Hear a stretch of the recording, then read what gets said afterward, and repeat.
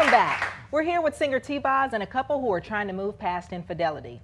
Now, Shantae admits that she's having a hard time completely trusting Damien.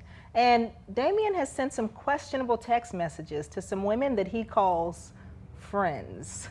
Shantae has asked us to take a look at those messages and to give her our professional opinion as to what's really going on. So let's take a look at some of these messages. Hey, sexy, how you doing? I'm fine. How are you? Send me some pictures of you. Here you go, sexy. Does this really need our professional opinion? No. What's happening for you right now? I don't like those texts. What were the pictures? Just regular pictures.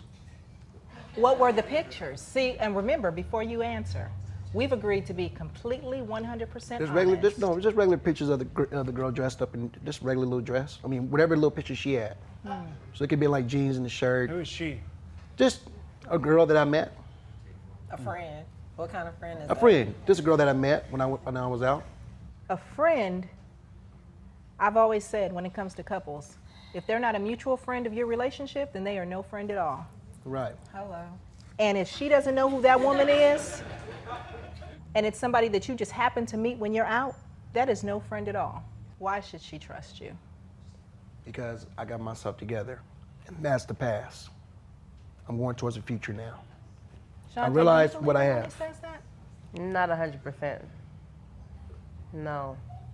I feel like when he goes out, I mean, I can't worry about, I'm not at home like worrying if he talking to someone or meeting someone, but I just feel like if he's, I mean, if the personality that he has, he's very social and he likes to talk a lot and meet a lot of people. So I can't imagine him going out with his friends or being somewhere and just like not talking to anyone. Or, you know, and that's how things start. You know, you start talking to them and he may not even ask for someone's number. She may say, oh, hey, let me give you my number. Let's stay in contact, whichever way it goes. This is my problem with you, is that you are letting him off the hook in all of your words, all of your language. You're making it okay. It's all about the girls. It's everything else. You are in a relationship with this man right here. What he does to you that is not okay, he needs to hear from you that's not okay. You need to stop using words like, oh, if he has a friend, if he is setting up to cheat on me, that is not okay. I deserve better. Our children deserve better. You get your act together or we are gone. Period. T-Boz, what do you think about this?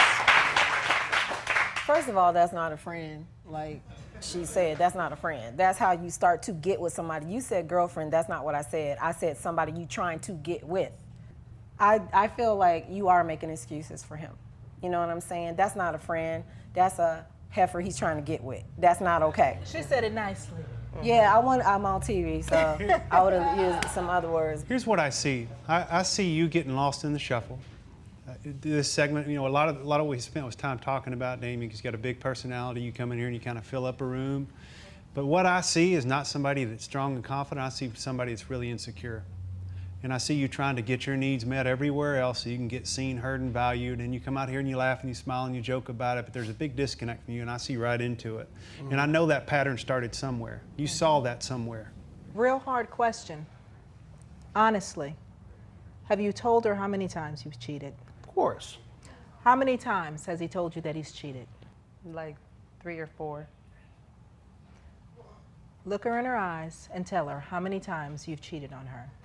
I've cheated on you about 2 times, 2 or 3 times. Is that the real number? That's the real number. So how is it that you And that's said, within the 4 years. how is it that you said a lower number than what she said? That's just a rough number. Damien. I can't, Damien. How can you not remember? Like, because we've been together for 4 years. Damien, if you cannot remember the number of women that you have slept with in the last 4 years, then that number is way more than 2 or 3. No.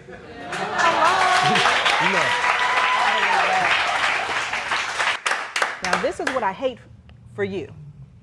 If you walk out of here today and you've lied to her, it will be over. You will have shattered any chance that you have of making this work.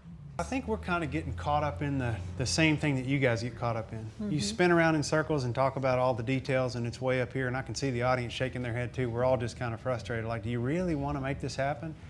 And I wouldn't be so invested in either of you if I didn't know that this 3-month-old was at stake.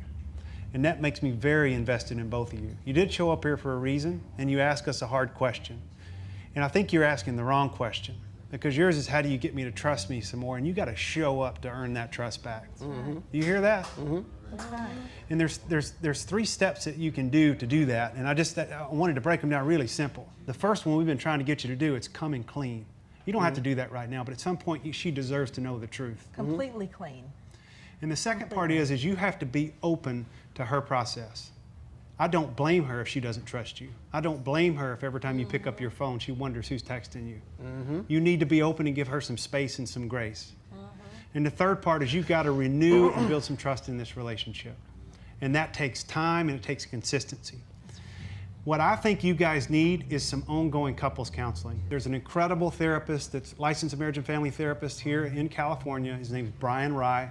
I know him, really well known, really great guy, and he knows his stuff. And he's agreed to see you guys. Would you be willing to see him? Yes. We're going to get you guys connected and see where you go from here. Thank you. Okay. Wish you the Appreciate it. best. Thank you. Thank you. Well, we want to thank them both for sharing their stories today. And coming up next, Miles, T-Boz, and I will answer some of our viewer questions. Stick around.